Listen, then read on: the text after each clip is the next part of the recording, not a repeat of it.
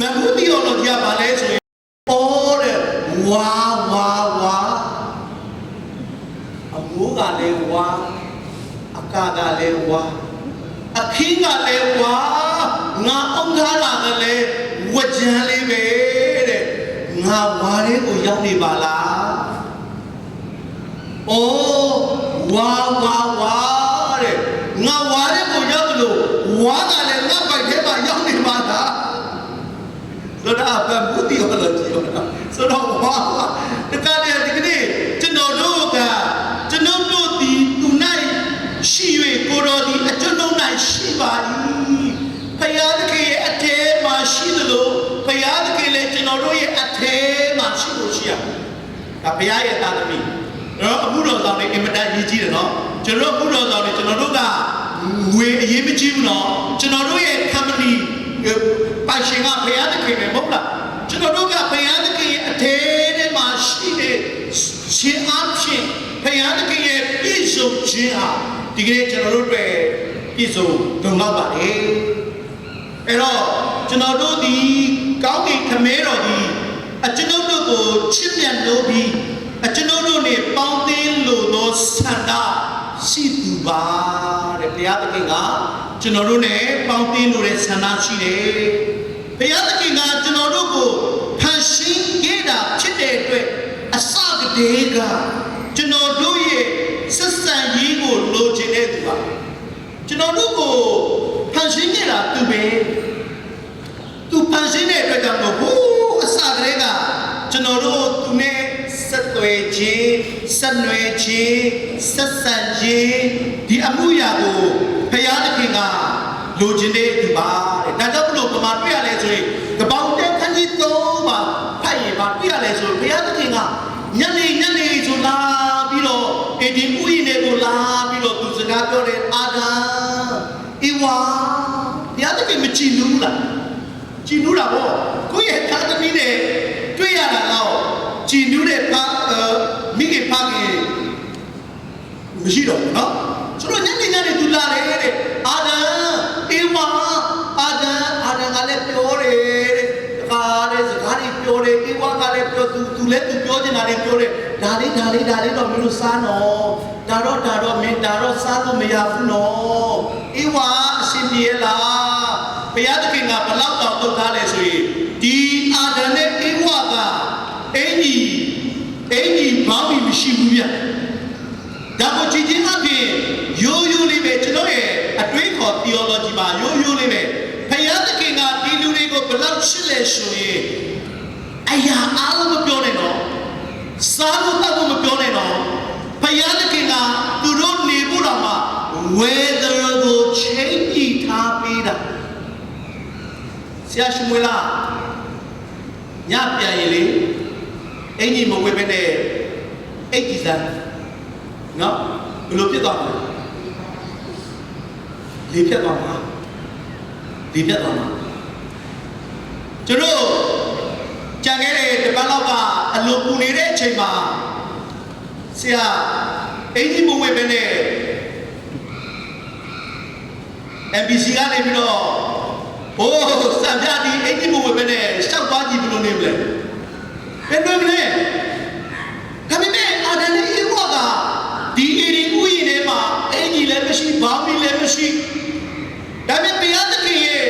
ပြင်ဆင်ထားပေးတဲ့ weather က changes မဖြစ်သွားဘူးတော့ဒါရိုးလေးပဲစဉ်းစားကြည့်တာသူတို့ရဲ့ဖြာခြင်းနာခြင်းမရှိအောင်နေ့ရဲ့ temperature ညရဲ့ temperature အရာအားလုံးကိုဘုရားသခင်ကချိန်ကြည့်ထားပြီးတော့ control လုပ်ထားပြီးတော့သူ့ရဲ့သားသမီးတွေကိုကြည့်ခဲ့တာဒါရိုးလေးပဲအင်ကြီးဝင်ပြီးနောက်ပိုင်းမှာတော့ယာဒီဥတို့ကတောင်းပြီးပေါ့အင်ကြီးမဝိစေကတော့ဘုရားသခင်ရဲ့တာဝန်ယူမှုတာဝန်ခံမှုကအဲ့ဒီမှာအပြည့်ရှိအဲ့တော့ဒီကနေ့အာဒံနဲ့ဧဝါကိုဘုရားသခင်ကလာပြီးတော့ညနေမှာလာတွေ့တယ်လို့ကျမ်းစာမှာဖော်ပြတဲ့အခါမှာတဲ့ဘုရားသခင်ကသူနဲ့ဆက်သွယ်ခြင်းကိုအလိုရှိတဲ့ဘုရားသခင်ဖြစ်တယ်ဘုရားသခင်နဲ့ကျွန်တော်တို့ရဲ့ပေါင်းသင်းမှုဟာကောင်းကင်မရောက်မချင်းဘယ်တော့မှစုံနေမှာမဟုတ်ဘူးတဲ့ဒါထူးခြားသောဘုရားသခင်ရဲ့ ရှုကျေးဇူးဖြစ်တယ်โอเคကဲဒုတိယကျမ်းစာတစ်ပိုက်ကျွန်တော်ဖတ်အောင်ဆာလံ9တိကနေ3အိုးထာဝရဘုရားကျွန်တော်ဒီစာကိုစိတ်ဆိုင်တာကျွန်တော်ဒီ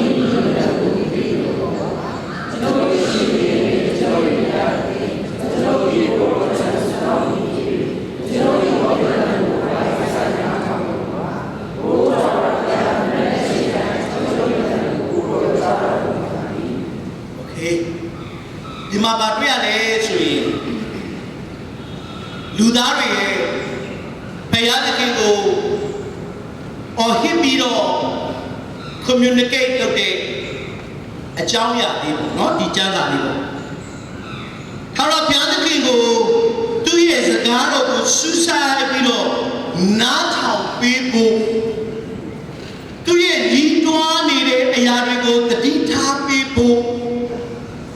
ဘုရားသခင်မှာဆုတောင်းနေတဲ့လူတစ်ယောက်ဆိုတော့ဒီနေ့ချစ်တော်ကြီးကိုမောင်နှမတို့ဒီလိုဘယ်လိုခံစားရလဲကိုယ့်ရဲ့ခံစားမှုကတောင်းတတော့ပုံမှာပို့လို့နော်ဒီခါလေးကျွန်တော်ဆုတောင်းတာဘုရားသခင်ကနားမထောင်ဘူးလို့ခံစားရမယ်ဟုတ်လား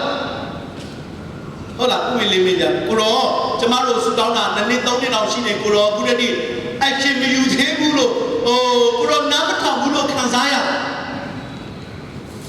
ပလေးပြောပါခံစားရခံစားရတဲ့သူကတော့လည်းပဲသူကတော့ဟန်ဆောင်တဲ့လူတွေရှိမှာပေါ့နော်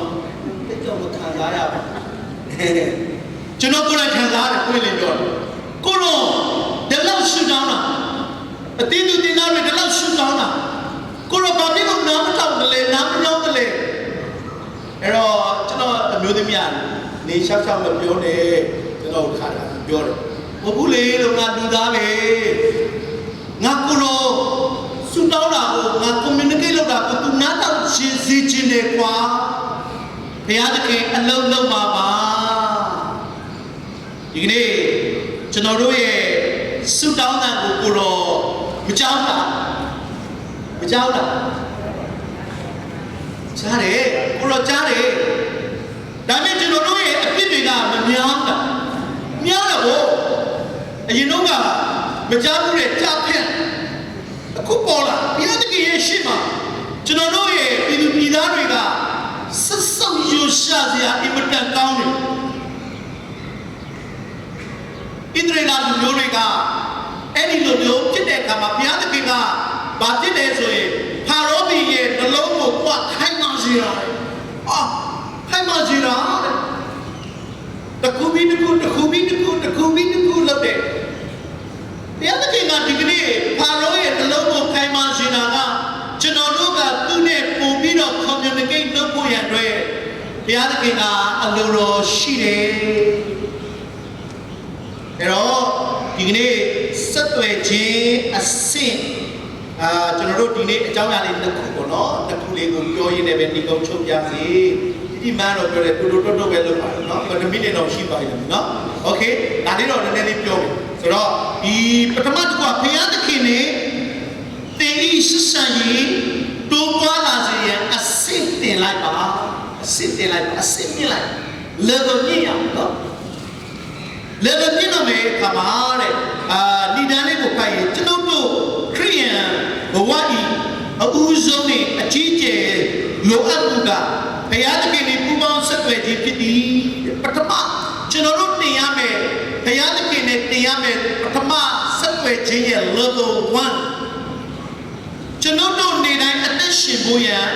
လေးကိုရှုသလိုတဲ့ဘုရားသခင်နဲ့နေတိုင်းဆက်သွယ်ခြင်းနဲ့အစပြုရမယ်လေမရှိဘဲနေလို့ရမရဘူးလေမရှိလို့ရမရဘူးကျွန်တော်တို့ကိုဗစ်ချိန်တုန်းကအောက်ဆီဂျင်တပူးကိုဘယ်လောက်ဝယ်ရတယ်တိတ်30လောက်ဝယ်ရဒါကမှနိုင်ပိုင်းပဲမဟုတ်လားဆိုတော့ကျွန်တော်တို့ကနေ့ရှင်အသက်ရှင်တဲ့အခါမှာတဲ့လေကိုရှူရတယ်မရှိမဖြစ်ရှူရတယ်လို့ပဲတဲ့ကျွန်တော်တို့ကဘုရားသခင်နဲ့ဆက်သွယ်ခြင်းဟာမရှိမဖြစ်လုပ်ရမယ် အရာတစ်ခုတည်းမှာပါဆိုတော့ကျွန်တော်တို့ဘုရားသခင်နဲ့ဆက်သွယ်မှုပါတဲ့နေ့တစ်နေ့ရဲ့ဦးဆုံးလောက်ရဖြစ်တဲ့အတွက်ဘုရားသခင်ရှေ့မှာနှစ်သက်ပွဲရှိပါစေဘုရားသခင်နဲ့အရန်နီးနေပြီဆိုတဲ့အတိနဲ့အချိန်အထိအချိန်ပါဘုရားသခင်နဲ့အရန်နီးနေပြီဘုရားသခင်ခုနတောင်ပေါ်သားလို့ကတော့ငါကဝါတဲ့ကိုရောက်တယ်လို့ဝါကလည်းငါရဲ့အထဲထဲမှာရှိတယ်လို့ဒီကနေ့အမှုတော်ကိုဆောင်တဲ့အခါမှာအော်ကိုရောနေ့တိုင်းကျွန်တော်တို့ကဒီကနေ့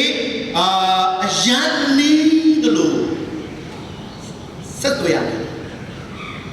ကိုချစ်တဲ့သူတွေကိုဖုံးဆက်တယ်ဒီနေ့တစ်ချိန်ဆက်ဦးလားချစ်တဲ့သူကဒီနေ့တစ်ချိန်ကိုဖုံးမဆက်ကိုဘယ်လိုခံစားလဲဒီနေ့ဘုရားသခင်လည်းကျွန်တော်တို့သူ့ကိုဆက်သွယ်စေချင်တယ်ကဲဒုတိယတစ်ခုကဘုရားသခင်နဲ့ဆက်သွယ်တဲ့အမှုဖြစ်တဲ့ဆုတောင်းခြင်းကျမ်းစာဖတ်ခြင်းဝတ်ပြုခြင်းစသောလှုပ်ဆောင်မှုအရာရာတိုင်းဒီဘုရားသခင်ဤရှေ့မှာနှိမ့်ချတဲ့စိတ်ယုံကြည်ခြင်းစိတ်ကြည်ညိုလေးစားမှုနဲ့သူရှေ့မှာတိတ်ဆိတ်စွာဥညွှန်ရမယ်ကျမ်းစာပဲဖတ်စုပဲတောင်းဝတ်ပြုတာပဲဖြစ်ဖြစ်နှိမ့်ချတဲ့စိတ်ယုံကြည်တဲ့စိတ်ကြည်ညိုလေးစားတဲ့စိတ်နဲ့ဆက်သွယ်ပါတရားကြောင့်ကိုလာတဲ့ကဒီဆရာကတရားဟောတာပါရှင်းလိုက်တာကွာအဲ့ဒီလိုခံယူချက်နဲ့နားလာရင်တရားဟောချက်ဘာမှမရတချို့ကလာတဲ့ကမှာဘုရားသခင်ဒီနေ့ငါ့ကိုဘာစကားပြောမလဲလာတရားနားထောင်တဲ့ကမှာလေတခုခုပြန်တဲ့စကားတော့ဒီနေ့ကျွန်တော်အမီရှိမှာအလုပ်လုပ်လို့ဒီနေ့ဘုရားသခင်ကငါ့ကိုဘာလို့ရှိချင်တယ်လဲဒီနေရာမှာဘုရားသခင်ကထားတာဘာအတွက်လဲဆိုတာကိုတဲ့ကျွန်တော်တို့ကတဲ့ယုံကြည်လေးစားကြည်ညိုတဲ့စိတ်နဲ့နောက်ဒီနေရာကိုပေါ်သေးသေးလူလာလို့မရဘူးနော်ဒီနေရာကိုရောက်လာခြင်းကကျွန်တော်တို့မြန်မာတပြည်လုံးရဲ့မြစ်ချင်းရဲ့ထိပ်တီးထိပ်ကောင်တကယ်နေရာကြီးကိုဘုရားသခင်ကတင်ဖို့ကိုထားလိုက်တာတကယ်ကောင်းကြီးမင်္ဂလာတက်ဖြစ်တယ်လူတိုင်းလာလို့မရဘူး